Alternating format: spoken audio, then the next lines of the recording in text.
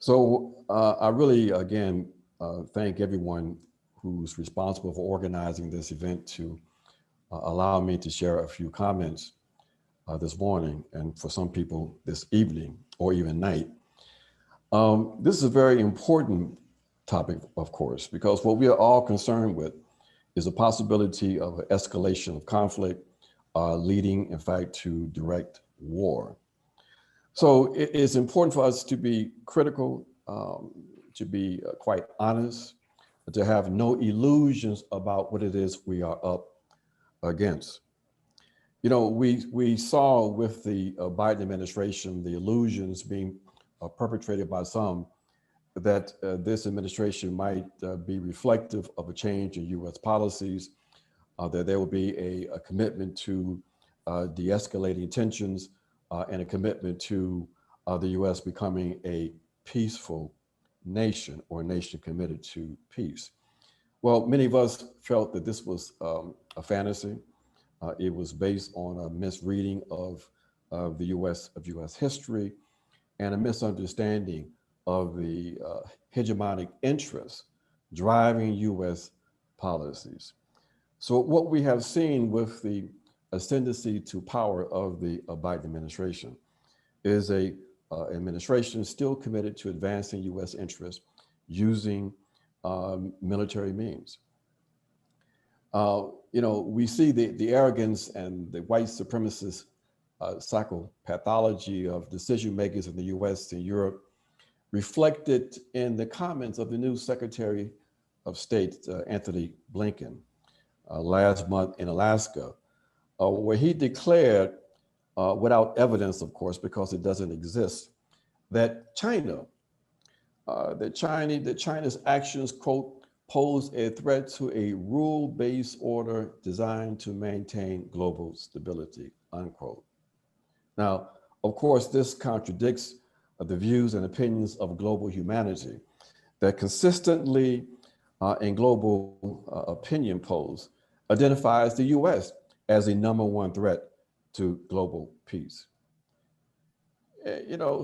So while global command structures and basing systems of over 800 foreign bases, the understanding that the $753 billion proposal for defense spending in the US, the development and testing of hypersonic strike capabilities, the pivot to Asia, where 60% of naval and other US forces are being situated, and the intensifying Cold War with China and Russia is posed to become a direct and even hot war from Ukraine to the South China Sea. It is clear that when the US talks about diplomacy, when it talks about forward basing for quote unquote deterrence, that these are in fact obscuring the real objectives of US policies, that these bases are offensive capabilities meant to reinforce the US and European colonial capitalist project. So it is our responsibility to be very clear about what we see and what is in fact in play here. And one element that I want to bring into this understanding of this examination of the new Cold War and the instability resulting from US aggression in the Indo-Pacific or Asia-Pacific area is another very important issue, and that is Afghanistan. It's important for us to talk about that because that's part of the US aggressive posturing vis-a-vis China. Here we have a situation in Afghanistan where the US basically objectively has lost the conflict in that space.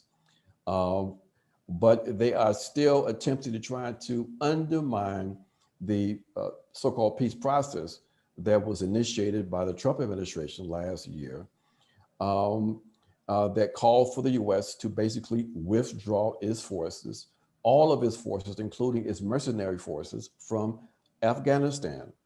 With the Biden administration, they are now attempting to undermine that agreement that has the US withdrawing forces by May 1st, with very little opposition from even, unfortunately, the anti-war movement in the US and Western Europe.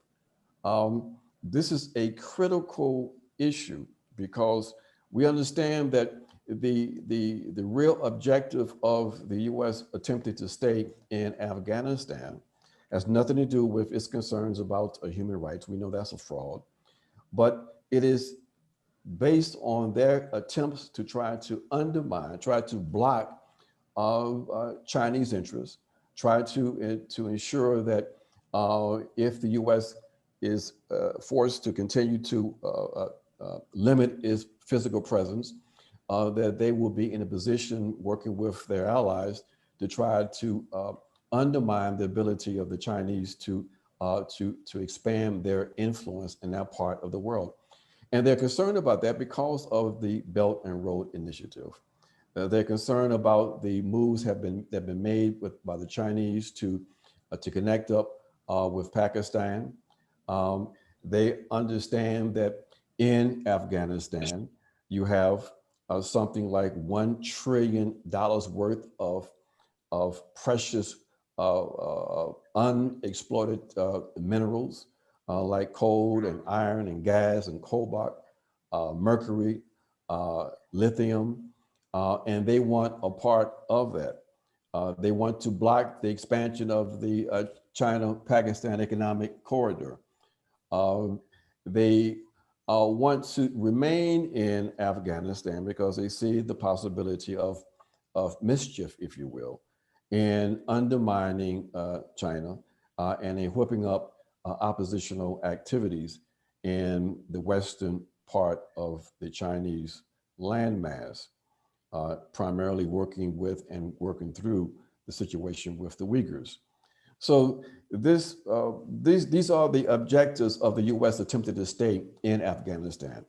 It is our responsibility, folks, my friends, to basically raise these issues and make all of these various connections we are making this morning.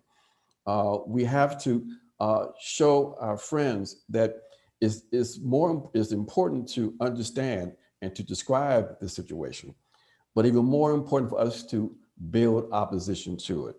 We have to demand from ourselves and our friends and allies to be more vocal on the attempts by the U.S. to mask their interests in Asia. We've got to directly confront this notion that the U.S.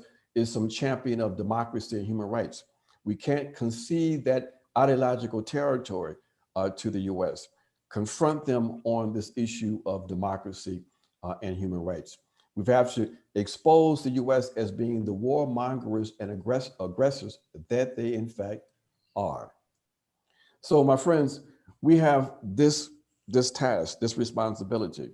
And that's why those of us in the Black Alliance for Peace, we have taken on this responsibility to bring attention to Afghanistan, connecting Afghanistan with the acceleration of tensions and the escalation of aggression in the Indo-Pacific, Asia-Pacific area. We say we need to bring back and redevelop the campaign to close all US and NATO bases. We've got to undermine the idea that NATO stands for something that's progressive. NATO, we say, is a white supremacist structure and needs to be exposed in that way and opposed. Finally, it's important, again, that we build a more effective global anti-war movement and connecting that to an understanding of the material basis of the aggression by the US and Europe. And that is to connect this to the absolute necessity to build a global anti-imperialist movement. It is our responsibility, our task, my friends, to in fact do that. This program this morning, this evening, tonight is a program that is very, very important. We need to disseminate the conversations and use this as a basis for our organizing work to move from description to organizing. That is what the historical moment demands of us. And it's something that I think that all of us are capable of. And it's time for us to begin to move toward that strategic objective on the part of global humanity. Thank you.